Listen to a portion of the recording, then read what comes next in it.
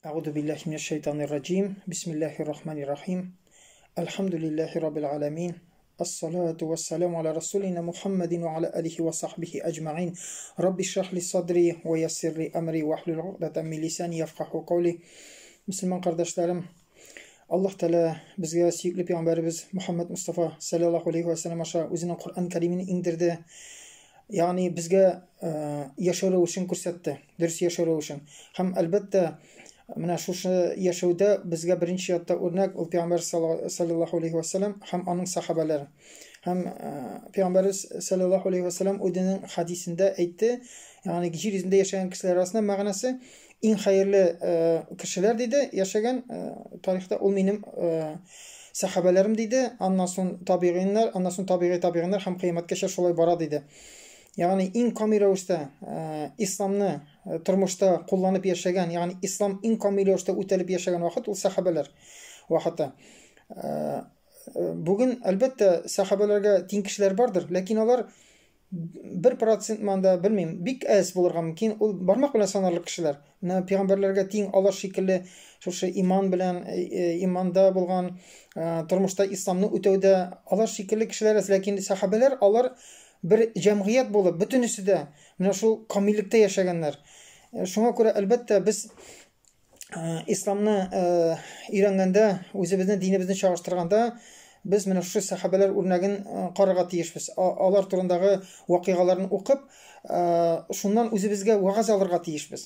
Magar bugun agarda biz o'zimizning dinimizni tiryaqdagi bugungi musulmonlar bilan chaqirtirsak, ya'ni tiryaqdagi musulmonlar bilan qarasak, biz kishilardan musulmonlardan kim tugul, biz o'zimizni yorisagina musulmonlar etib hisslarga mumkin. Lekin agarda biz sahobalar voqealarini qarasak, ularning islomdagi amallarini, ularning iymonlarining o'rnaklarini qarasak, albatta biz o'zimizning big zo'r kemchilikda ham big tuban ekanimizni ko'ramiz. Shunga ko'ra biz endi bu voqealarni o'qirga, ondan har bir bizga o'rnak bo'la, o'zimizga nindidir bir nasihat ola bilga tiyishmiz. Endi albatta biz sahobalardan bo'la olmadik. Alloh taolo bizning mana shu vaqtda yaratdi. Har kishi tilar edi sahobalar vaqtida payg'ambar sollallohu alayhi vasallam bilan birga bo'lib shu yo'llarni o'tini tilar edi. Lekin bizning sinovimiz ikkinchi, biz sahobalardan bo'lmasak da, lekin biz payg'ambar sollallohu alayhi vasallam ummatidan ulg'ana tugul. Payg'ambar sollallohu alayhi vasallam hadislarida bizni qardoshlarim, tug'anlarim deb atadi. Sahih Muslimda rivoyat etilgancha, bir vaqt u o'zining sahobalari bilan o'tirganda aytdi: "Men o'zimning qardoshlarimni ko'rga tilar edim" dedi. Sahobalar obtirab qoldilar. "Ya Rasululloh, biz tugulmi sening qardoshlaring? Qayda ol?" Ya'ni ular o'yladi, qayda tag'in yer yuzida bugun? Anda bizdan boshqa kishilar, sen kimni? Kim endi u qardoshlaring? deb obtirab so'radilar. U aytdi, "Yo'q" dedi. "Siz mening sahobalarim" dedi. "Mening tug'anlarim, qardoshlarim. Ular meni ko'rmisha iymon keltirganlar" dedi. Ya'ni u o'zidan so'ng kelajak qiyomatga haqli bo'lajak shu musulmonlarni ko'zda tutdi. Taqvo musulmonlarni shu vaqtda ondan boshqa zamonda islomga kelib, islomda niqliq ko'rsatgan, islom dini bo'yicha yashagan musulmonlarni ko'zda tutdi. Ham musulmon qardoshlarim, endi payg'ambar sollallohu alayhi vasallam nechuk bizni yaratgan? Biz qachon tug'anmiz? Biz uni ko'rmagan. Ko'pmi yillardan so'ng o'tgan, lekin u Isan vaqtida shu vaqtdagi sahobalarning uchun tugul, bizning uchun, ondan so'ng kelajak qiyomatga haqli bo'lasi ummati uchun, har birimiz uchun burchilgan, bir ko'p duolar qilgan, ham u bizni sog'ingan, bizni ko'rasi kelgan. Biz bugun endi mana shu bir payg'ambarimizning sahobalaridan bo'lgan Julaybiy voqeasini to'xtalib ketasim kela. Bitta shunday ta'sirli voqea endi. Payg'ambar sollallohu alayhi vasallam ani bu sahobani bitta yaratgan kim bo'lgan so'ng u? Anas ibn Malikdan rivoyat etilgancha, Julaybib degan ism o'zi aslida ya'ni g'arib, yamsiz, nindidir buzilgan tegi shunday g'arib degan ma'noni anglatadi. Ya'ni u bitta tashqi yoqdan qaraganda mana ilk bo'lgan betingda ularni shunday g'arib tug'anlar, tashqi qiyofati kishi qarasa mana ondan yuzni ayirasi, qarisi kelmay, кешене этәргеч тышкы кыяфәт була. Теге ямсыз гына түгел, этәргеч кыяфәттә шундый кешеләр булган һәм аларны инде теге циркларда әйткәннәр, аларны күрсәтеп акчалар эшләгәннәр. Менә бу инде Пәйгамбәр саллаллаһу алейһи вәсәлләм вакытында шундый сахабалардан булган тышкы кыяфәте менә шундый кешеләрне этәргеч булган иде. Аллаһ Тәала шулай итеп яраткан, ул бик кечкенә буйлы булган һәм бик тә фәкыйрь булган. Һәм дә менә шушы иң мөһиме тышкы кыяфәте, ул кечкенә генә буйлы түгел, андый кешеләр булгандыр, ләкин бик ямсыз булган инде. Һәм әле бөтенесе өстенә аның бернинди нәселе булмаган, бернинди туганнары булмаган, нәселсез булган. Беркем дә белмәгән аны каян килеп чыккан ул, нинди кеше бу, кайда аның туган җире. Ул үзе дә белмәгән, кем аның әти-әнисе булган. Менә шундый булып яшәгән. Без беләбез, ул вакытта инде аеруча, бүген дә ул мөһим, ләкин ул вакытта инде аеруча мөһим булган кешенең нәселе, нинди нәселдән, һәм аны белән горурланганнар, ул нәсел аны яклаган, нәсел инде бик зур урын алып торган кешенең тормышында. Аңа күрә икенче сахабалардан риваят ителгәнчә, Җулайбиб бик авыр тормыш кичергән, бик күп җәбер, зулым күргән, исламга хәтле һәм шушы хатын-кызларга инде ирләр белән аралашуын тыя торган аятлар иңгәнче, хиҗаб кию аяты иңгәнче, шушы элек бит инде бу тыелмаган булган беренче вакытта. Шушы аятлар иңгәнче әле ул инде шуны хәтле җәбер, зулым күргән. Мәсхәр, ул беркем түгел. Ул җәмгыятьтә ул беркем түгел, аның көч-куәте дә юк. Ул шуңа күрә фәкыйрь, ул теге безнеңчә әйткәндә типкедә йөри торган кеше булган. Аны бөтен җирдә мәсхәрә кылар, андый кешеләрне инде балалар урамда уссалар, әйбергә торган мөмкин, ниндер сүз әйтәләр. Һәм менә шуны тоеп яшәгән, үзенең бик түбән итеп тоеп яшәгән, шундый җәбер, зулымнар күргән, мәсхәрәләр күргән, һәм шул дәрәҗәдә булган, аны бөтен җирдә мәсхәрә кылганнар. Ул инде күбрәк үзен менә шушы хатын-кызлар җәмгыять, хатын-кызлар арасында утыра торган булган. Чөнки хатын-кыз инде табигаты белән кешеләрне жәлли торган, ярдәм итә торган, там ниндидер ашарга бирә яки мөгамәлә кыла, мөрәҗәгатьтә хатын-кыз күңеле нечкәрәк була. Шуңа күрә шуның нечкәлеге сәбәпле ул инде менә хатын-кызлар аңа азрак йомшаклык күрсәткәннәр. Һәм Пәйгамбәр саллаллаһу алейһи вәсәлләм күргән бу яшь егетнең, бу яшь кешенең нинди авыр тормыш икәнен ул күңеле белән тойган. Пәйгамбәр саллаллаһу алейһи вәсәлләм күргән сахабалар булса да, барбер дә аны кеше якынайтмаган үзенә. Ул сахаба булган, исламга килгән, ләкин шулай да аны һаман этәргәннәр, һаман ул кырыйда калган, аңа игътибар булмаган. Ләкин шул ук вакытта ул Аллаһ Тәгаләне бик яраткан, Пәйгамбәр саллаллаһу алейһи вәсәлләмне яраткан, аның янында булырга тырышкан. Һәм инде Пәйгамбәр саллаллаһу алейһи вәсәлләм дә аның бу күңелен нинди яхшы кеше икәнен тоеп, ул Җулайбибкә үзе кешеләр алдында гел аны күтәрә торган булган, аңа игътибарын күрсәткән, һәм моның белән тышкы кыяфәт мөһим түгел, мөһим ичке дөнья икәнен аңлатырга теләгән, һәм ул һәр вакытта аңа җылы мөгамәләдә булган. Асылда инде ул Җулайбибне әйткәндә, ул инде шундый дәрәҗәдә игътибарсыз булган. Мәсәлән, кешеләр аны, что ул бар җәмгыятьтә, что ул юк, аның турында беркем уйламаган, кызыксынмаган, ул бер җиргә юкка чыкса, аны тоймаганнар да. Анда берничә көн юкка чыктыны, аның юклыгын сизмәгәннәр, аның урыны юк. Булмаган. Менә шундый авыр тормышта калган, тормыш кичергән бер сахабәләрдән булган. Инде Пәйгамбәр саллаллаһу алейһи вәсәлләм әйткәнчә, аны һаман да менә ул бит Пәйгамбәр саллаллаһу алейһи вәсәлләм вакытында дистәләгән мең сахабәләр булган. Бигрәк тә Мәдинәгә күчкәннән соң шулай бит. Һәм барысы да әлбәттә Пәйгамбәр саллаллаһу алейһи вәсәлләм белән гел очраша алмаган, бер барсында Пәйгамбәр саллаллаһу алейһи вәсәлләм күрә алмаган, игътибар тиешле дәрәҗәдә, аны дәрәҗәдә күрсәтә алмаган. Күбесе инде аңа ияреп йөргән. Шушы игътибарын алырга аның. Ләкин Пәйгамбәр саллаллаһу алейһи вәсәлләм Җулайбибкә үзе игътибар күрсәткән.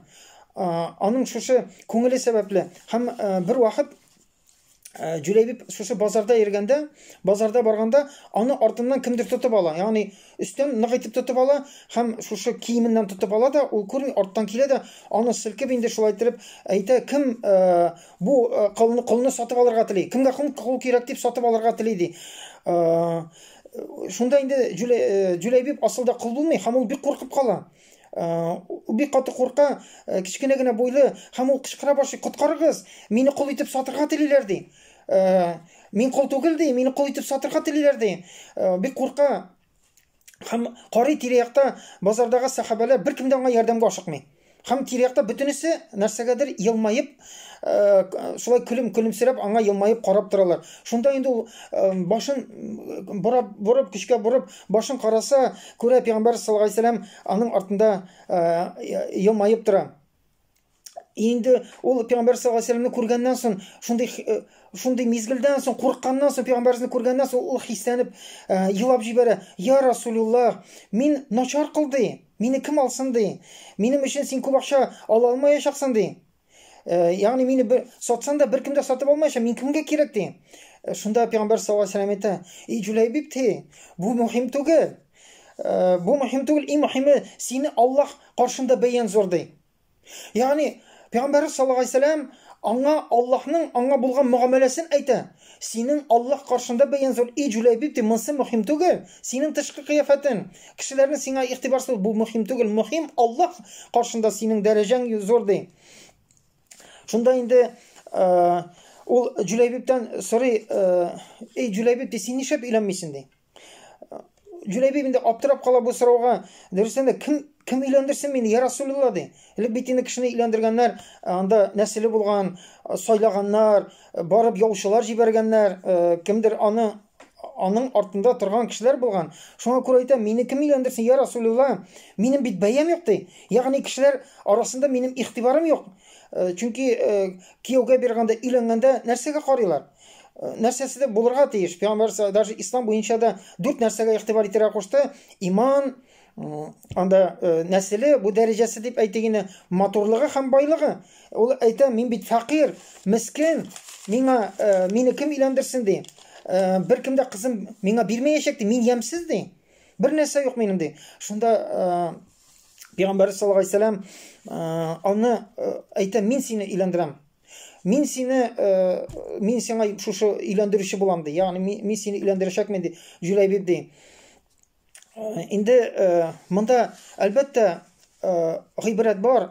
Бу Жүләйбип кенә түгел, Пәйгамбәр саллаллаһу алейһи вәсәләм башка вакытта да үзенең сахабаларының тормышы белән кызыксынган, борчылган алар өчен. Нәрсә дә күрмәсә, аларга ярдәм итәргә тырышкан. Өйләндерү мәсьәләсе күпме кешегә өйләндерергә яраткан, өйләндерергә ярдәм иткән, киңәшен биргән, дәгъват кылган, нишләп өйләнмисең дип. Мәгәр никах ислам динендә бик зур орынлап тора. Пәйгамбәр саллаллаһу алейһи вәсәләм кем мөмкинлеге була торып өйләнмичә яши, ягъни инкар итә өйләнүне. Ул бездән түгел, диде. Бүген мәсәлән, кайбер вакытта күрәсең, яшьләр анда бу бидгать, теге бидгать, менә бу сөннәт, анда сакал шуны хәтле булырга тиеш, шалбар шулай булырга тиеш, шундый бөтен нечкә әйберләргә духилар сөртәләр, шуны хәл игътибарлы. Сөннәтнең бит дәрәҗәсе бар. Бу сакал үстермәдеңне, ул исламга тәэсир итә торган сөннәт түгел, ул синең шәхси сөннәтең. Вәләкин өйләнү ул исламга тәэсир итә торган сөннәтләрдән булып тора. Мондай зур сөннәт берсе дә игътибар итми. Ягъни без сөннәткә йөрергә телибез, һәм шундый нечкәлекләр белән килеп бәйләнгән, синең сакалың юк. Ул кешене мыскыл итәргә мөмкин. Сакалсыз анда ниндидер сүзләр әйтергә, син нәрсә анда, син кимчелекле мөселман шикелле, сакал үстермисең, сәбәпләрен карап тору юк. Вәләкин күпчелек яшьләр шушы Пәйгамбәребезнең сөннәтен даже шулай дип әйткән. Кем мөмкинлеге була торып моны инкар итә, диде. Ягъни өйләнмичә яши, ул миннән түгел, диде. Бу катгый сөннәт, чөнки бу сөннәт исламны тотучы сөннәт. Бу сөннәт ислам динендә бозыклыкны бетерүче сөннәт. Шушы сөннәт булмаса, никахка игътибар ителмәсә, исламның киләчәге юк, балалар юк, дөрес тәрбия юк, бозыклык таралган, һәм бүген шушы сөннәт булмау сәбәпле бик күп исламда зыян бар. Тәрбия юк, бозыклык, башка нәрсәләр бар. Менә бу сөннәтне торгызырга кирәк. Минем анда Пәйгамбәрнең әйткән, минем бит мөмкинлегем юк. Монда мөмкинлек нәрсә? Пәйгамбәр саллаллаһу алейһи вәсәләм: "Бүген син хатын алып бер көн ашатырлык ризыгың булса, бүген тәэмин итәрлегең бар, синең квартира снимать итеп торырлыгың бар икән. Менә бу син уже шартка киләсең. Шушы мөмкинлекләрем, сәламәтлегем бар, бөтен шартым бар икән, шушы ниндидер зарплатам бар. Бүген алып хатын белән яшәрлек бер көн бар икән, киләчәге Аллаһныкы. Сен ризықландырмайсың аны. Андай тоқта квартира болсын, тоқта образование болсын, машинаң болсын деп, сен кешіктіресің, сен Пейғамбар саллаллаху алейхи вассалам ачу астында, сен зор сүннәтне тұрғызмаушы. Шуңа күрә Пейғамбар саллаллаху алейхи вассалам бу сүннәткә игътибар иткән. Һәм өйләнмәгән сахабаларга күрсә, ник өйләнмисең? Күргән, ул таза сау, сәламәт, нормальный яшәп тора, ник өйләнмисең? Шуңа күрә без күрәбез сахабалар вакытында даже ире үлеп сугышларда тол калган хатыннар булмаган, аны икенчеләре алганнар. Бу ниндидер безнең исламның дошманнары ниндидер шахваткә дип күрсәтергә теләсә, менә исламда анда дүртәр хатынга рөхсәт, бу тигезлек түгел, бу хатын кызның дәрәҗәсен төшерү, бу дәрәҗәсен төшерү түгел, киресенчә хатын кызның дәрәҗәсен күтәрү, ирсез яшәгән кияүдә булмаган хатын кызның дәрәҗәсе юк. Бөтен кеше аңа ниндидер намек ясарга мөмкин, ниндидер ялгыш фикерләр белән карарга мөмкин, аңа тормышында авыр. Шуңа күрә сахабалар бер иптәшенең хатыны үлсә, аны шахваттан түгел, менә шушы сүннәтне торгызу үзенә икенче, өченче, дүртенче хатын итеп алганнар. Һәм аларның тормышын үз өстенә алганнар. Тәэмин итүне, аларның балалары калган булса үстерүне. Бу чын ислам. Шуңа күрә Пәйгамбәр саллаллаху алейхи вассалам аның никахын әйткән, даже шушы Җүләйбиб ның никахын әйткән, мин сине өйләндерәм дигән. Шуннан Пәйгамбәр саллаллаху алейхи вассалам шушы ният белән ул әлбәттә Пәйгамбәр саллаллаху алейхи вассалам күңеле ул икенче төрле. Һәм ул аңа шундый хатын күздә тота. Бер ансардан булган бик дәрәҗәле ансар. Дәрәҗәле ансар була, бик бай була, бай дәрәҗәсе бар, нәселе бар, дәрәҗәсе бар, акчасы бар, бай ансарга аның кызын сорап бара. Ул кыз шулай ук дәрәҗәле һәм бик матур кыз була. Тышкы кыяфәтендә бик матур кыз. Һәм ул Пәйгамбәр саллаллаху алейхи вассалам аңа килә дә әйтә, мин синең кызыңны динләргә килдем ди. Динләргә килдем дип әйтә. Инде бу ансар сөйнеп куя, инде шатлана, инде ой нинди хөрмәт, безгә нинди бәхет яуды, безнең кызыбыз Пәйгамбәр саллаллаху алейхи вассаламның хатыны була дип ул сөйнә. Шунда Пәйгамбәр саллаллаху алейхи вассалам әйтте, юк ди, мин үзем өчен динләргә килмәдем ди. Әлбәттә, ир кешендә әзрәк кайфетчә, күңеле төшеп китә, ләкин ул уйлый, раз Пәйгамбәр саллаллаху алейхи вассалам үзе килгән икән, димәк ул үзенең берәр дәрәҗәле сахабасына сорарга килгән, бәлкем Абу Бәкергәдер, бәлкем Гомарга, бәлки анда Алига, бәлкем Усамага сорарга килгәндер дип ул уйлый. Шунда Пәйгамбәр саллаллаху алейхи вассалам әйтә, юк ди, мин ди аны Җүләйбибкә хатынлыкка сорарга килдем ди. Җүләйбибкә хатынлыкка бирергә телим ди синең кызыңны ди. Ул яучы булып килә Пәйгамбәр саллаллаху алейхи вассалам. Инде бу ир кеше, бөтен кеше белән Җүләйбибнең кем икән? Җүләйбиб дигәч, бу телсез кала, аптырап кала. Ләкин ничек тә булса, бу ситуациядән чыгарга кирәк, ул аптырап кала, нәрсә әйтергә белми. Һәм ул әйтә, мин хатыным белән киңәшәшим әле, кызның әнисе белән киңәшәшергә телим ди. Һәм хатынны янына китә. Хатынна шулай әйтә, анда Пәйгамбәр саллаллаху алейхи вассалам Расулуллах килде, ул синең кызыңны димләп килде ди, сорап килде ди. Бу хатын да инде моны ишетү белән шундый сөенә, ул да шулай уйлады. Минем кызым Пәйгамбәр саллаллаху алейхи вассаламның хатыны булачак. Ой, бу нинди безгә дәрәҗә, син нинди яхшы хәбәр алып килдең. Пәйгамбәр саллаллаху алейхи вассалам безнең кызыбызны алырга тели ди. Шунда ир әйтә, юк ди. Пәйгамбәр саллаллаху алейхи вассалам ул әле хатынны әйтергә куркып тора, ничек итеп әйтергә. Ул аны ди үзенә сорамый ди. Һәм кайчан ул аны Җүләйбибкә сораганын әйткәннән соң хатынна ул аны Җүләйбибкә сорый дип әйтә, бу хатын шундый итеп кабынып китә. Моны ачу шуны хәтле бәреп чыга. Ул Җүләйбибкәме ди. И анда әйтә, шундый сүзләр әйтә, үзен белештермичә, Аллаһның җаны белән ант итеп әйтәм, ул беркайчан да хатыны булмаячак. Без моңа хәтле күпме кияүләрне кире бордык. Күпме кешеләрне кире кайтардык. Бу шуны Җүләйбибкә кияүгә бирер өчен кайтардыкмы без аны? Бу беркайчан да бу вакыйга булмаячак дип ул аңа әйтә. Шунда инде мөселман кардәшләрем, монда аның әлбәттә элек өйләр зур түгел, һәм аларда инде өйләр безнеке шикелле киң түгел, мондагы шикелле тавыш ишетелеп тора. Өйдә нәрсә булганы. Шыпырт кына бу нәрсәне бөтенесе кызы тыңлап тора. Ишетеп тора кызы. Шыпырт кына тыңлап тора. Һәм инде менә кайчан хатын әйткәннән соң инде әтисе дә килеште. хатыны сүз белән килеште һәм инде ул борылып Пәйгамбәрбез саллаллаһу алейһи вәсәлләмгә ризалык бирмәскә борылып бара башлагач, борылу белән бу кыз шунда күрше бүлмәдән аның каршысына чыга да сөйләшкәннәрен шушы сөйләшеп бетергәннән соң ул әйтә: "И әтием, әнием, ди, сез нәрсә ди? Сез нәрсә эшлисез ди? Сезгә Аллаһ Тәала килде ди. Сез ягъни Аллаһның илчесе килде. Шушы сездән сорады һәм сез Аллаһның илчесен кире кагасызмы? Аңа каршы барасызмы?" дип әйтә. "Мине Җүләйбибкә кияүгә бирегез ди. Ул миңа начарлык кылмаячак ди." Мөселман кардәшләрем, инде мен әйтәм бит, һәр вакыйгада һәр кеше үзенә мисалларга кирәк. Нинди сокландыргыч кызның иманы. Беренчедән, ул бит ишетеп торды Җүләйбиб дигәч, ул бит аның кияүгә чыгасы килә. Бу бик мөһим кыз баласы, ул көтә. Һәм Пәйгамбәр саллаллаһу алейһи вәсәлләм килгәч, сорагач, ул да ишетеп тора, ул да сөйгәндер.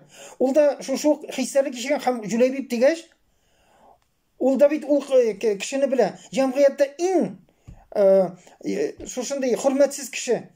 Ул нинди дәрәҗәле кыз?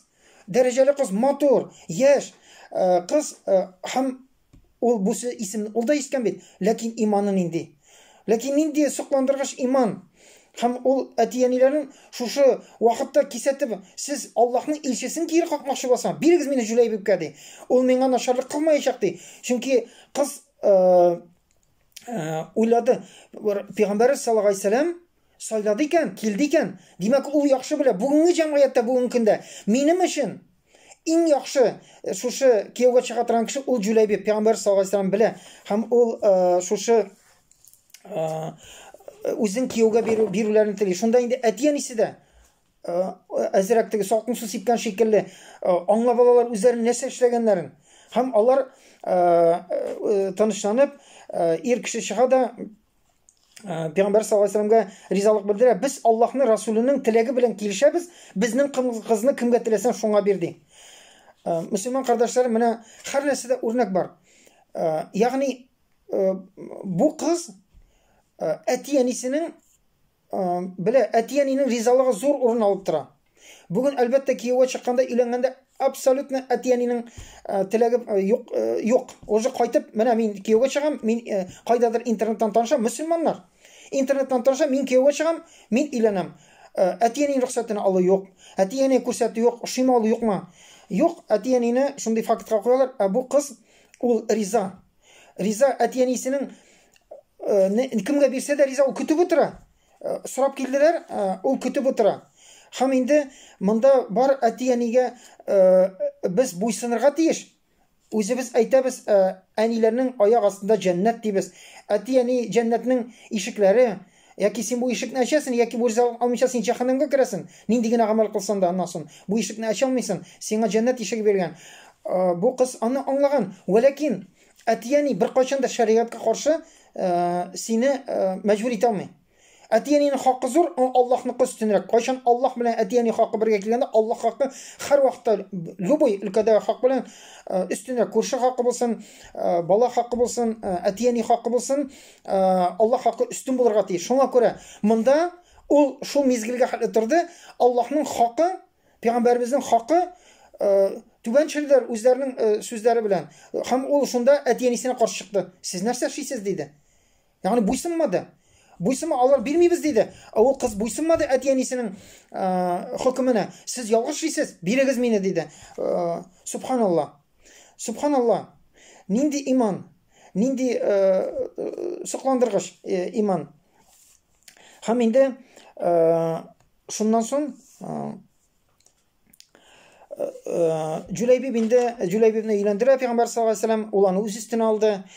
Ул бик фәкыйрь иде, бу бик бай кеше. Һәм күрә бөтен никахның чыгымнарын Усман разыяллаһу анһу, Аллаһ разый булсын, инде аның эшләгән изгелекләре исламда бай кеше. Ул бөтенесен үз өстенә ала. Тиешле мәхрне бирә, бу кызга тиң, аның дәрәҗәсенә тиң, бөтен ягын шушы үз өстенә ала, мәхрне бирә. Һәм инде бу кыз шушы никахны үткәрәләр, кияүгә бирәләр. Вәләкин Пәйғамбәрбез саллаллаху алейхи вассаламның шунда менә шушы кызга, ул бит бүтін қыздар арасында, ул бит бүтін шушы өммәтен белә, Аллаһ Тәгаләнең құдраты белән ул тыя. Һәм ул бу кызга бит тукта барып карыйм дип килмәде. Ул беләдер иде. Ул Җүләйбибнең иманын белә, күңелен, халәтен. Һәм бу кызның күңелен белә. Һәм шуңа күрә ул бу кызга килде, башка бер кешегә дә бармады. Бу кызга килде, ул кыз аны аңлады. Пәйгамбер саллаллаху алейхи вассалам миңа начарлык эшләми, ул димәк килгән икән миңа, минем өчен менә шушы хәерле диде. Дип ул ризалык бирде. Һәм әлбәттә аңа Пәйгамбер саллаллаху алейхи вассалам дуга кылды. Я Аллаһ, сиңа буйсынучы бу кешегә фақат тәкъвалыгы өчен генә кияүгә чыгучы бу кызга, менә шушы, ягъни Җүләйбибкә тәкъвалыгы өчен чыкты. Ягъни тәкъвалыгы өчен менә шушы Җүләйбибкә чыккан бу кызга диде. Пәйгамбер саллаллаху алейхи вассалам әйтте: үзеңнең рәхмәтеңне ирештер, нигъмәтләреңне бир диде. Һәм аның тормышын авыр кылма диде, тормышын җиңел кылма диде. Ягъни шушы гамәл өчен, шушы вакытта гамәл өчен Аллаһның илчесе бу кызга дуга кылды. Кемнәр теләми Пәйгамбәребезнең бу дугасын, Кемнәр теләми, кемнәр ул вакытта сахабалар нәрсә генә эшләмәс иде шундый Пәйгамбәребезнең дугасын алу өчен. Бу кызга Пәйгамбер саллаллаху алейхи вассалам шундый дуга кылды. Инде никахтан соң берничә көн үткәч Җүләйбиб базарда ишетә, элек инде берәр җихадка барасы булса, базарда игълан итәләр. Барысы җихад игълан ителә. Bütün мөселманнар җихадка чакырыла. Пәйгамбер саллаллаху алейхи вассалам мәгәр өйләнгән, яңа өйләнгән кеше булса, буларга калсын ди. Рөхсәт бирә калырга андый кешеләргә. Ләкин шулай булса да, инде Җүләйбиб үзенең атына атланып җихадка китә, җихадка бара. Инде сугыш үтеп китә. Пәйгамбер саллаллаху алейхи вассалам сугыштан исене беләсез, бүтән туганнары килә, сугыш беткән, кемнәрдер үлгән, кемнәрдер яралы, һәм һәрбер туган нәсел үзенең кешесен эзли. Кешене эзли, үлгәнме да ярдәм кирәк булса ярдәм итә, бүтән кеше эзли. Пәйгамбер саллаллаху алейхи вассалам шушы сугыш кыры буенча бара, сорый кешеләрдән югалтулар юкмы? Һәм һәрбер әйтә үзләренең исемнәрен, менә бездән шул кеше үлде, бездән беркем дә үлмәде. Исемнәрен сорый, бүтән кешеләрне әйтеп бетерделәр. Шунда Пәйгамбер саллаллаху алейхи вассалам: сез бар кешендә барлап чыктыгызмы? Күрдегезме? Әйе, менә шулар дип әйткәндә, Пәйгамбер саллаллаху алейхи вассалам: мин сезнең арада Җүләйбибне күрмим ди. Миңа Җүләйбиб кирәк ди. Җүләйбиб кайда ди? Ягъни Пәйгамбер саллаллаху алейхи вассалам кешеләрдән сораганда, ул Җүләйбибне эзләп йөри. Сугыш кырында Җүләйбиб кайда? Җүләйбиб. Мин Җүләйбибне күрмим. Ягъни мөселман кардәшләрем, Җүләйбиб исән вакытта да игътибарсыз иде. Аны барлыгын киттене, калдыны, барны, юкны бер кеше дә сизми иде, игътибар да итми, шундый игътибарсыз кеше ди. Үлгәннән соң да ул игътибарсыз кала. Беркем дә аны игътибар итми, ул юк. Алар әйтә, бер кеше дә булды, без барладык, бөтенесе шулай ди. Пәйгамбер саллаллаху алейхи вассалам инде Җүләйбибне эзләп, сахабалар белән аны эзләп китәләр сугыш буенча. Һәм кырыйда бер сугышның кырый урынында Җүләйбибне табып алалар. Җүләйбиб тирәсендә 7 мөшрик үтерелгән була, үлгән кеше. Ул 7 мөшрикне үтергән була. Һәм үзе дә шаһид киткән була.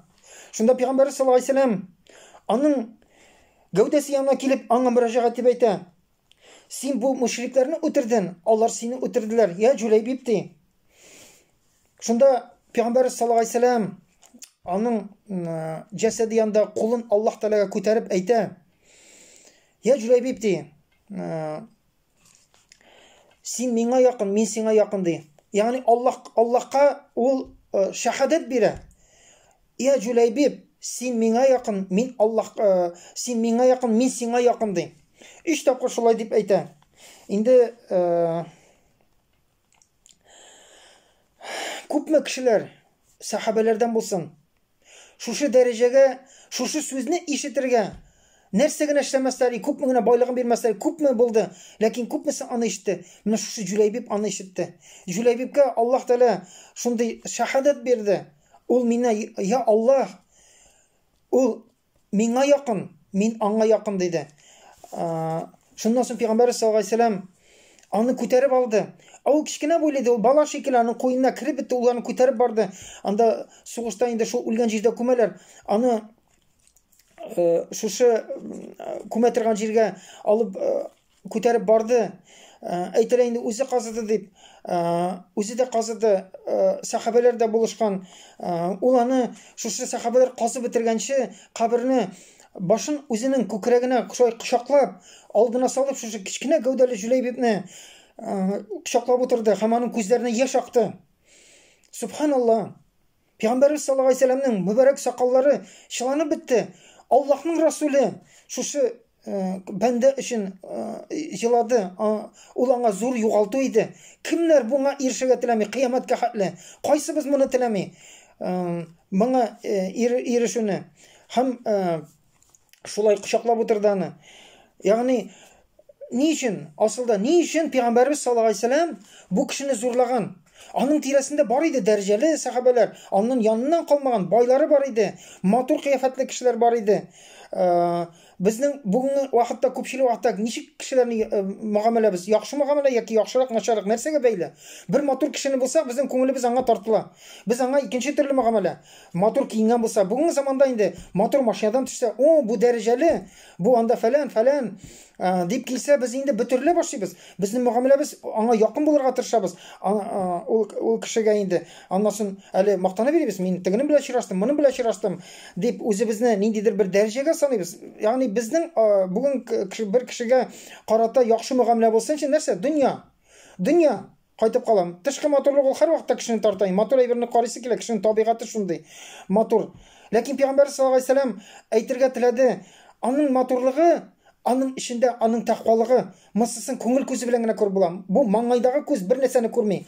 Ул ботак тише, шуңа күрә бездә әйтәләр, маңай күзе ботак тишеге диләр. Дөрестән дә ботак тишеге ул күрми күңелне. Пәйгамбәр саллаллаһу алейһи вәсәлләм аның тышкы ямсызлыгын күрмәде дә. Чөнки аның күңеленең матурлыгы, аның бөтен тышкы ямсызлыгын каплыйдыр үзе белән. Пәйгамбәр саллаллаһу алейһи вәсәлләм күңел күзе белән күрде аның тәкъвалыгын. Һәм шул сәбәпле аның кешене якынайта торган бер нәрсәсе юк. Ни байлыгы, ни матурлыгы, ни дәрәҗәсе, бер нәрсәсе юк. Кайбер кешедә бер-икесе булмаса, хәт бер нәрсәсе була. Ниндидер бөтен кешеләр игътибар итмәсә, җәмгыятьтә ниндидер бер өлеш кеше бар бу игътибар итә. Чөнки анда менә монысы бар. Бик ямсыз кешенең дәрәҗәсе бар. Бик ямсыз бу яктан, матурлыгы бар. Шул сәбәпле барбер күпмедер кеше аңа тартыла, ниндидер мөгамәлә күрсәтә, аның үзенең урынын таба. Ләкин Җүләйбибнеке юк иде бер нәрсә белән дә. Хәнки игътибарсыз кеше иде. Шуңа күрә ул аның күңеле белән Аллаһка якынлыгын күрде, аның тәкъвалыгын күрде. Мөселман кардәшләрем, Аллаһ субхана ва тааля безгә дә шундый тәкъвалыкны насыйп итсә иде. Пәйгамбәр саллаллаһу алейһи вәсәлләм сугыш кырында Җүләйбибне шулай итеп ашкынып эзләп йөргән кебек, кыямәт көндә дә безне эзләп тапса иде. Җүләйбиб шикелле без дә аңа якын булсак иде, һәм безнең өчен сахабалардан уялмыйча, менә бу бәндәм, минем өммәтем, минем сөекле бәндәм, минем өммәтемнән, минем сөекле бәндәм дип әйтсә иде, без дә ирешә алсак иде, шуңа лаеклы гамәлләр булса иде, тәкъвалыкларыбыз, иманнарыбыз шул дәрәҗәле булса иде. Инде мөселман кардәшләрем, бүгенге көндә инде кызларны биргәндә бөтенләй икенче нәрсәгә карыйлар. Пәйгамбәр саллаллаһу алейһи вәсәлләм әйтсә дә, 4 нәрсәне санаганнан соң, ләкин сез иманна игътибар итегез дип әйтсә дә, бүген инде беренче чиратта нәрсә кала? Иң беренче байлык яки нәселе байма. Инде кызларның әгәр дә үзенә игътибар бирсәң, менә бу кыз бала иде. Кыз балага үзенә бүген инде бик сорап тормый да, интернеттан танышты, урамда күреп сөйләште, кайдадыр күреп таныштылар, нәрсәсе? Матурлыгы. Аның хисләре, мин аны яратам, чөнки ул матур. Матурлыгына карый, башка бер нәрсәсенә карамыйлар. Да, без протокол өчен дип әйтик, теге без имамны караган, намаз укый, җомга ул мөселман. Битте, башка ягын карамыйбыз. Бу главный галочка өчен булсын, мөселман бит, менә монысына игътибар иттем. Ләкин Пәйгамбәр саллаллаһу алейһи вәсәлләм әйтсен, монысына игътибар итегез диде. Монысы мөһим. Монысы тегеләре мөһим түгел. Бүген иң беренче чиратта яшь кызны ташыйсың икән, үзенә бирәсең икән. Ул һичшиксез башка нәрсәсенә карамый, күпчелек вакытта нәрсә? Матурлыгы. Менә аның шушы табигый хисләре кузгалдымы? Булды. Калган бөтен нәрсәсенә игътибар итү юк. Инде әти-әнисенә әзрәк сүзен тыңлый торган кыз булса, аңа инде нәрсә? Иң беренче чиратта байлыгы, дәрәҗәсе, машинасы бармы, киләчәге перспективасы нинди, шул нәрсә кала. Һәм бу безнең иманыбызның кимчелеге. Бу безнең иманыбызның кимчелеге. Чөнки дин ул намаз укугына түгел, ул әхлак адабы, аның тәрбиясе, моны бер көндә үзгәртеп булмый. Намазны бер көндә торгызып була. Иман китердең дә намазны кагаздан карап уже син шул көндә укый башлый аласың намазны. Намазны торгызып була, башкасын үтәп була. Әхлак адабны бер көндә үзгәртеп булмый. Нинди тәрбия алган? Мосын үзгәртеп булмый, мосына еллар кирәк. Еллар буе намазлар укырга кирәк. Еллар буе изгелекләр кылырга кирәк. Синең әхлак адабын үзгәрсен өчен һәм кайбер нәрсәләрне әгәр дә үзеннең әхлак адабын тикшереп тормасан, кара минем менә бу ягым начар, менә монда сыйфатым кызып китәм, анда ниндидер начар сыйфатым бар, моны битерим әле дип эшләмәсән, үзеннән ташлап калдырасың икән, синең көндәлек намазың белән яки мондай просто яшәү генә әллә ни зур үзгәреш белми, һәм шул килеш кала. Шуңа күрә исламга хәтле нинди начар сыйфатлары булды, исламнан соң генә басыла, ләкин асылда бетми. Шуңа күрә мөселман кардәшләрем әхлак адабы өстендә көн сайын тикшереп, үзенең моның өстендә эшләү бик авыр. Һәм моны үзгәртү өчен еллар кирәк, айлар кирәк, зур тырышлык кирәк. Инде менә шушы сәбәпле Пәйгамбәр саллаллаһу алейһи ва саллям никах асылда әйткәнемчә бик зур сөннәт. Бик зур сөннәт. Һәм әйткәнчә бу исламга тәэсир итә торган сөннәт. Исламның әгәр дә кеше өйләнмәсә, бүген көндәге шикелле яшьләр җәмгыятьтә, исламда булмаган җәмгыятьтәге тәэсир мөселманнарга тәэсир итте. Мөселманнар кызлары да кияүгә чыгарга ашыкмый, көтә. Принципне җегетләр дә пока тормышта урнашасы бар, башка нәрсәләр өстен куялар һәм никах кичектерелә. Соңрак өйләнәләр, соңрак өйләнгәч күпме балап кайтып була. Мөселман өммәте ишәйми. Һәм инде дөньяга бирелеп киткән кеше тукта тегесе булсын, ул аннасын дәвам итә. Ишайты гомер узып китә, бер-ике бала җитте, яшисе бар, теңгә яшәсе бар, булды. Ислам алга бармый. Ислам өммәте мөселманнар ишәйми. Дөнья артыннан куу сәбәпле тиешле тәрбия бирелми. Һәм шушы әйткәнемчә иман беренче дәрәҗәгә куелмагач, семья тукыра башлагач иман кирәк, әхлак адабы кирәк. Матурлыгы бер көнлек дип әбиләр әйтә. Шулаймы? Любой матурлык ул вакытлыча, ул китә. Иман ул мәңгелек әйбер. Иман нигезе була икән, иман юкка чыкмый торган сәбәп. Байлыкка, матурлыкка, семьясы дәрәҗәсенә карадын икән, бу әйберләр вакытлыча бүген бар, иртәгә юк. Ләкин иман ул даже дөньяның җиңеллек, Аллаһның тормышыңа бәрәкәт килү, җиңел баруы ул иманга бәйле. Иман нигезе булып тора икән, иман бер ике кешене бәйләгәндә иман нигез булып тора икән, иман бер кашанда юкка чыкмый. Матурлык юкка чыга. Хатын кызы бер бәбияб кайтты, ике бәбияб кайтты, күпмедер яшь үтте. Шулай ук ирләрнең шулай ук матурлыгы китеп бара. Шулаймы? Дәрәҗә бүген бар, иртәгә юк. Бүген дәрәҗәсе бар, иртәгә бик дәрәҗәле кеше иде, бай иде, иртәгә ниндидер нәрсәләр килеп чыкты да, дәрәҗәсен югалтты, утыртып куйдылар. Бүген көндә күрәбез, бик дәрәҗәле кешеләр, күбесе нәрсә, коррупция яки башка нәрсә, башка сәбәпләр бар, дәрәҗә юк. Һәм инде байлык ул бүген бар, иртәгә юк, дөнья үзгәреп тора. Шуңа күрә бу әгәр дә бу нигез булып тора икән, ике никахның арасында шушы нигез булып тора икән, бу әйбер юкка чыккач, никахны тотып тора торган сәбәп юкка чыга. Һәм без күрәбез. Әйтмәс идем, мөселман семьялары бүген аерылмый. Юк, шул ук. Бер нинди разница юк. Җәмгыятьтә нинди никахлашалар, аерылышалар, һәм инде никахны сакларга тырышмыйлар. Кыямәт көндә ничек җавап бирәдер? Ир кеше хатынны айырып җибәргән өчен никах хукукы бирелде, мин аерылам дип кенә түгел бит. Син кыямәт көндә сәбәбе тикшер, ни өчен аердың? Киресенчә сиңа хукук бирелде. Никахны саклар өчен сиңа бирелде. Хатын-кыз хисле булу сәбәпле хатын-кызга үзе талак кылу бирелмәде. Нәрсә өчен? Чөнки ул хисле. Ул хис сәбәпле ялгыш ниндидер юк кына сәбәптән үзенә талак кылырга мөмкин. Мин киттем синнән дип әйтергә мөмкин. Шуңа күрә ул хис белән ялгыш адым эшләмәс өчен Аллаһ Тәала безгә шундый сыйфатлар бирде. Без уйлабрак эшләгән күрә Аллаһ Тәала талак хукукын безгә бирде. Бу бит инде мин теләсәм талак кылам, теләсәм талак кылмыйм дигән сүз түгел. Бу мондый дәрәҗәдә куллана торган. Уйлап, киресенчә саклап калсын өчен бу хукукны иргә тапшырды. Аллаһ Тәала бүген ирләр аны куллана. Менә мин сине аердым. Чөнки ошамыйсың син миңа. Ашны тәмле пешермисең, Син миңа да шулай иттең, булай иттең. Ну кыямәт көндә Аллаһ Тәала сорый бит. Аллаһ каршында җавап сәбәбен дә әйтәсе бар бит. Талак хукукын бер ничек файдаланды син моны?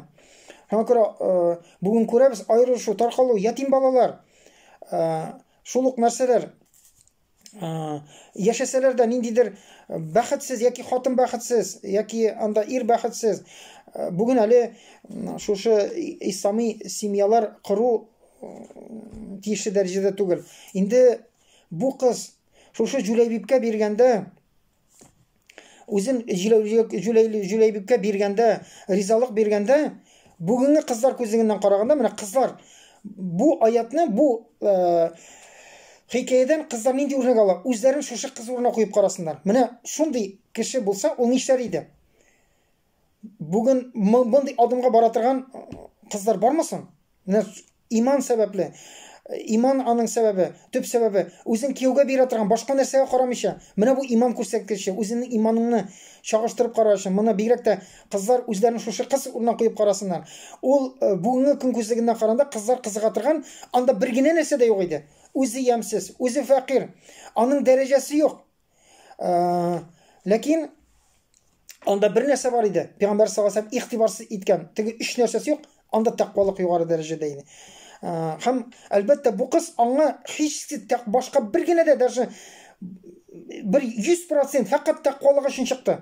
Һәм аңа җиңел булмагандыр, ул бит инде хисләр дә бар, кичерешләр дә бар, аның белән торасы бар, шулаймы? Ләкин тәкъвалыгы сәбәпле ул кыз җәннәткә өмет итәдер, җәннәткә омтыла иде. Аңа Пәйгамбәр саллаллаһу алейһи ва саллям ризалыгы кирәк, аңа ирнең ризалыгы кирәк, ул җәннәт юлы күрсәттеләр аңа, һәм ул аны кабул итте. Җәннәт өчен ул шушы авырлыкларга барды, иншалла, шул сәбәпле югары дәрәҗәгә иреште. Инде үзенең теләкләренә, хисләренә каршы барып, Аллаһ ризалыгын фақат үстен куеп, кияүгә чыккан бу кыз нәрсәгә иреште соң? Гыйбрәт. Бүген без күрәбез, киресе менә шу башка сәбәпләр белән өйләнгәнне, аеруларны күреп торабыз. Шушы семья афатларын күреп торабыз. Иң беренчесе, бу адым өчен ул Пәйгамбәр саллаллаһу алейһи ва саллям дугасына иреште.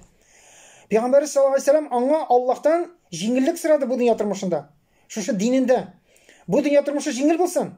Менә шушы адымга барган башка ягы җиңел булсын, дөнья тормышы җиңел булсын диде. Иң мөһиме, үзенең рәхмәтең аңа ирешсен диде. Пәйгамбәр саллаллаһу икенчедән, инде Җүләйбибтән берничә генә, ул бит белми әле. Берничә көннән Җүләйбиб үләсен. Җүләйбибтән тол калганнан соң, шушы гыйддәсен үткәннән соң, ире үлгәннән соң, ул Мәдинәгә кайтканнан соң, бөтен сахабалар, иң дәрәҗәле сахабалар бөтенесе яучы җибәрде аңа. Бөтенесе аны хатынлыкка алырга теләде. Яучыларын җибәрде. Нәрсә өчен? Чөнки алар бу кыздагы тәкъвалыкны күрделәр. Тәкъвалыкны күрделәр. Бүген бит инде тәкъвалык өчен генә чыкмый кызлар. Мөселман. Анда нәрсәдер яңадан анда өтөр белән китә дә, күздә, аха, моңа чыксам минем квартира, аның квартирасы бар, уже квартирадан бар, машина була, байрак тормыш, тегендә барасы була, монда барабыз. Ягъни тәкъвалык кына түгел, дөньяви шундый файдалар күздә тотыла барбыр. Тәкъвалык кына түгел. Тәкъвалык бөтенләй игътибарга алынмый. Ләкин алар бу кызда күрделәр, нәрсә? Тәкъвалыкны. Фақат тәкъвалык өчен Җүләйбибкә чыккан иде. Инде сахабалар риваят ителгәнчә, бу тол калган хатын ансарлар арасында соңыннан иң бай хатыннарга әйләнде. Тормышында иң бай хатын, тормышының җиңел булды. Ул бик бай хатыннардан булды. Һәм әлбәттә мискин фәкыйрьләргә иң күп ярдәм итә торган хатын булды тарихта. Аны Аллаһ субхана ва тағала бу дөньяда бәхетле итте. Һәм иншалла тормыш ничек яшәсен дә үтеп китә. Ул да яшәгәндер, авырлыкларны үткәндер, ләкин мөһим нинди нәтиҗә белән син бу дөньядан китәсең? Шушы Аллаһ ризалыгына ирешеп китәсеңме, или башка юллар белән китәсеңме? Инде мөселман кардәшләрем, әйткәнемчә, һәр шушындый сахабалар турында риваятлардан аны күңелдән үткәрергә кирәк. Мәгълүмат буларак без укыдык, хикәя шикелле укыдык, шундый вакыйга булган икән. Күңел белән һәрберебез бу хикәядә үзебезне шул урынга куеп карар кирәк. Күпме дәрәҗәдә менә бу Җүләйбиб шикелле хәлдә һәрберебезнең калганы бар. Теге бала үсмер вакытта әле син ниндидер формалашып бетмәгән, сине кайбыракта шул вакыттагы җәмгыять кабул итми, классташларын кабул итми, син этеп-төртеп итәләр. Син бер үзен ялгызын күпме дәрәҗәдә Җүләйбиб кичергән нәрсәне кичерәбез. Кемдәдер бәлкем бик матур түгелдер, кемдер анда кичкенә гәүдәледер, аны бөтенесе шул сәбәпле мәсхәрә кыла, этәрә, төрттерә анда. Ләкин бу Җүләйбиб кичергәннең бер кисәге генә. Bir кисәгенә ул тормышта кичергән. Ләкин синең әтиәнең бар, башка ярдәмчеләрең бар, кемдә булса ярата, аның бер кеме юк иде. Шуңа күрә күпмедер дәрәҗәдә һәрбер кеше менә бу Җүләйбиб халәтен әз генә булса да кичерә тормыш этабында. Ниндидер тора бара эш сәбәпле, син дәрәҗәле эштә түгел, һәм шушы эшен сәбәпле ниндидер кешеләрдән әзрәк түбәнсеткән мөгамәлә күрәсендер. Булар бөтенсе тормышта бар. Җүләйбиб шикелле. Кемнәрдер кызларын бирәсе бар. Кызларыбызны бирәсе бар. Бу үрнәк. Бу үрнәк ничек итеп кылырга кирәк һәм нәрсә өстен булырга кирәк. Нинди генә әтиәнинең хисләре ничек кайнады Җүләйбиб дигәч, ул бездә дә кайный. Biz de kızlarımızı vergəndə nindidir uşaman kişiler şul hissəni keçirəbiz. Lakin Җүләйбиб şekilli түгел, Җүләйбиб kişinin şekilli birgizgə də kilgəni yoxdur. Kişinin şuna görə o hisslərimizni basıb Peyğəmbər sallallahu əleyhi və səlləm kengəş itkən yaqlarına ig'tibor etgan, taqvalığına, ham şuшы taqvalığı səbəbli qaybar vaqtda başqa yaqlarına ig'tibor etməysə, bəlkім birgə kerakdir.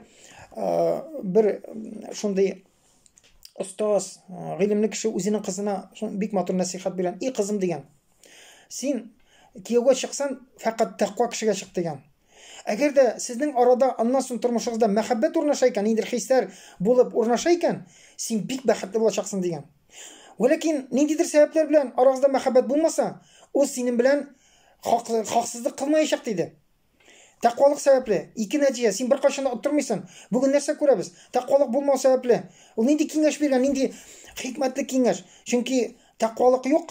Taqvolik tüp negiz bo'lib turmay, narsa bek matur etib ilanishlarda bir yildan so'ng dushman jamg'iyatda ko'ramiz. Islomiy bo'lsin, islomiy bo'lmagan bir-birsiga tilasa narsa aytib, qo'llar ko'tarib, ansongi so'zlar bilan so'gib, uni butun kishiga g'aybatini sotib, nindidir tuban etib ko'rsatib, kishagina maturum deb ilanishgan, bek matur bo'lib nikahlarda va'dalar, rizoliklar bergan kishilar birer yildan, bir necha yildan so'ng ko'ramiz narsa dushman. Eng so'nggi so'zlar yer yuzida eng dushman kishiga aylanar. Kishagina eng yaqin kishilar edi, birga yotib yiqlagan, endi dushmanga aylanib eng so'nggi so'zlar bir-birsine aytuvlar bor endi. Shunga ko'ra musulmon qardoshlarim, aytganimcha, bunda atiyanlarga da o'rnak bor. Chunki qizning natijasin biz bilamiz, nindi Allohning rahmatine erishdi. Şuna göre endi Allah Teala nasip etsin taqvolikqa erishiga, şuşu bozuqlik har yoqdan bizning imonimizga ta'sir etgan zamanda şuşu imonimizni, taqvoligimizni yuqori nuqtada saqlay olsak edi, şuşu taqvoligi sababli har amalimiz shariatga muvofiq ravishda bo'lsa edi, xayrli, durust turmush situatsiyalarida turli решениялар qabul etib Alloh Teala durust amallar bilan bu dunyo turmushini yashab o'targa nasib eylesin. Assalomu alaykum va rahmatullohi va barakatuh.